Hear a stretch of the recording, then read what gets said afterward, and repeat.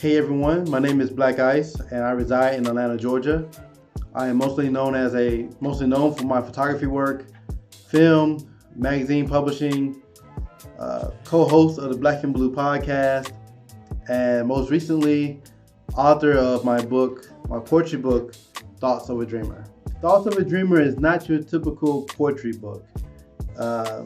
It's a combination of things. It's a combination of poetry, thoughts, conversations, text messages, a little bit of imagination, scriptures, and more. It's all blended together to tell a story of a young dreamer trying to figure life out. You know, he grew up thinking that the world is black and white, and you learn as an adult that it's really gray.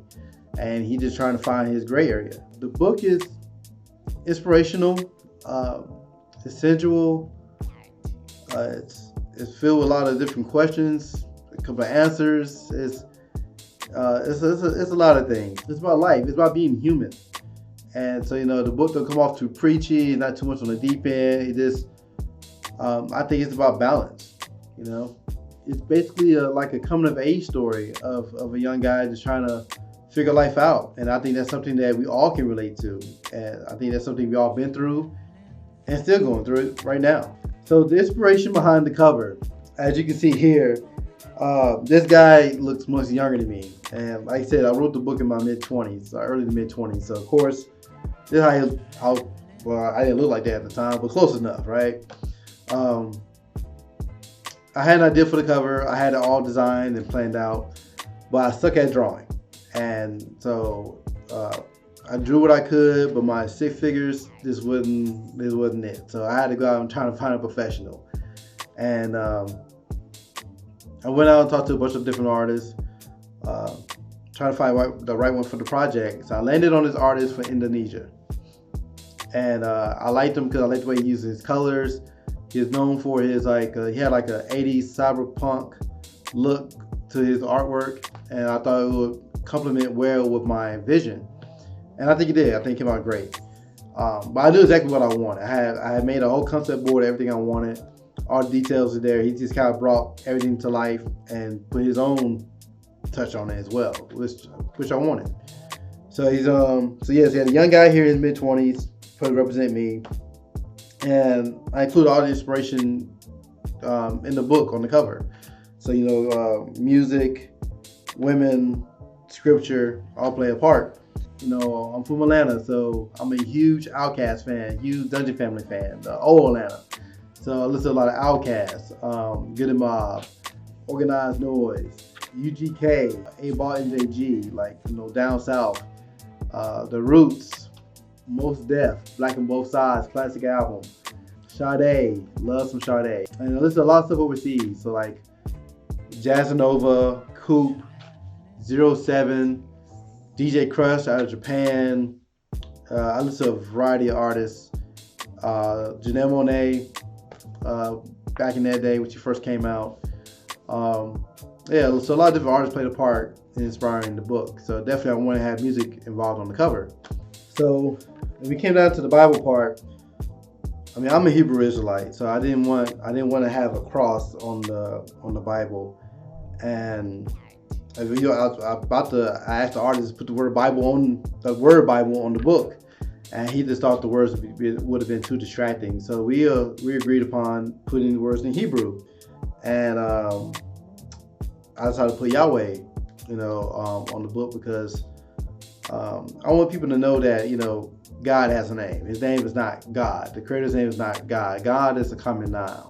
God has a name. His name is Yahweh, Yah. So that's what's right here in Hebrew. So like I said, the Bible played a huge part in my writings at the time, and also at the time I was doing a lot of studying on King David, and that's one that you love after his own heart, a man after his own heart. So that played a part in some of the writings as well. I also noticed here we had like the night. Well, I probably can't see it here, but I had the night sky here. I'm a daydreamer. I daydream a lot. I'm an only child, with my mom anyway. And I spend a lot of time in my thoughts. My thoughts always wandering, going over ideas, thoughts, questions, answers, all sorts of stuff. So I wanted the nice guy involved on the cover as well. Yeah, but the main thing, I wanted the main characters to be in culture. I mean, to show that we're on a different wavelength here. So again, so you see here the lady had her head covered. Me here, young me. Anyway, got his head covered, long shirt on, loins covered. Just had to give it a different vibe. I think it kind of adds on to the vibe. Of course, the artist, he wasn't familiar with my culture, so I was just trying to like explain to him how I want them to dress, how I want them to look, and but I want to mix up with other stuff too. So I sent them like pictures from the Black Panther movie and stuff, and some Afro punk type stuff. So I'm trying to incorporate all those things within the cover. So I started off the book writing about The Walking Dead, and I'm not talking about zombies in a sense. I feel like in Western society, they build us up to be walking around dead. Like, they just want us to eat, work, sleep. So, and actually, I'll read it to you. The Walking Dead. Before I crash tonight, I want to get some thoughts off my chest.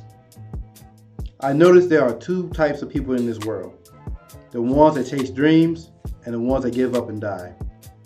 Which one are you? Life is hard, and happiness isn't something that's given. For years, I wondered why I suffered so much crap in this world. Sometimes I wondered it was all my fault. I didn't know how to let certain things or people go. But other times, I realized it is all divine training. Yah is training me and molding me. His kingdom is an inheritance, but what man receive an inheritance without proper training? Getting quote-unquote saved is only the beginning. Even the devil believes in Yah, but the real fun begins on your path to spiritual maturity.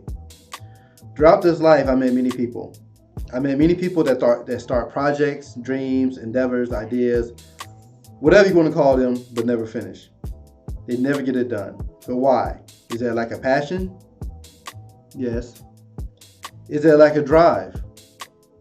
I believe so. Those are just a few reasons why people don't finish. The real question is, what were they thinking? What was the thought process when they decided to simply stop chasing this bright idea? This big vision that they had? Even better question, how is life after burying the dream? Are they aware that they're walking dead?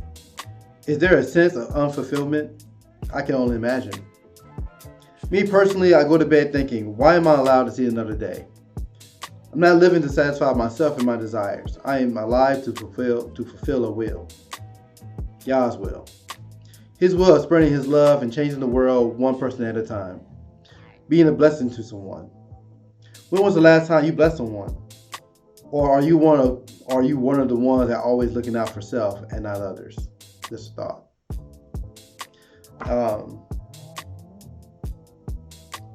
We are creatures of habit, and I think there's a lot of us out there. We just simply wake up, go to work, clock in, clock out, go home, watch TV, sleep, repeat, and that's it.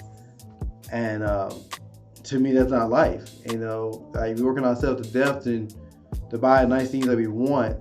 Just get a nice car, or a nice house, or other things we may want, and then we can't enjoy them. I met so many people, and I was one of those people for a time that worked so much to get certain things, and I couldn't enjoy it. And I just really felt like I was walking dead. Like, yeah, I knew there had to be more to life. I think the way Western society has programmed us, they just want us to work and die, basically, like simple as that.